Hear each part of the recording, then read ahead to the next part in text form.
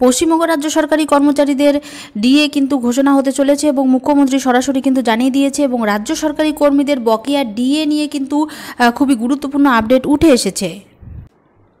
অর্থমন্ত্রী চন্দ্রিমা ভট্টাচার্য রাজ্য সরকারি কর্মচারীদের ডিএ নিয়ে নবান্নে কিন্তু রিপোর্ট পেশ করলেন এবং কর্মচারীদের কিন্তু প্রায় ডিএ মেটানোর জন্য প্রায় তোড়জোড় শুরু হয়ে গেছে এবং 15,000 কোটি টাকাও কিন্তু খরচ করতে পারে রাজ্য সরকার।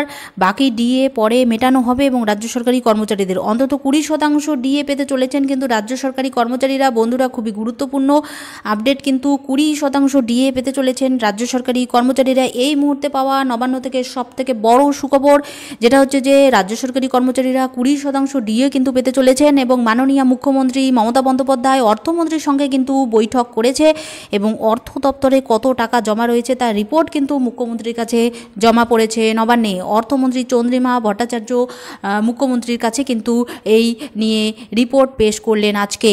তো রাজ্য সরকারি কর্মচারীদের ডিএ নিয়ে কিন্তু খুবই গুরুত্বপূর্ণ আপডেট। রাজ্য সরকারি কর্মচারীদের 20% ডিএ কিন্তু প্রদান করতে চলেছে রাজ্য সরকার।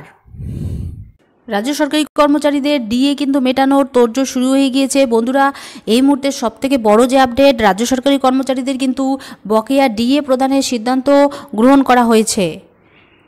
তো রাজ্য সরকারি কর্মচারীদের ডিএ নিয়ে আজকের আপডেট এই পর্যন্ত। এই আপডেটটি যদি আপনাদের ভালো লেগে থাকে অবশ্যই একটি লাইক দিয়ে চ্যানেলটি সাবস্ক্রাইব করে পাশে রাখবেন। ধন্যবাদ।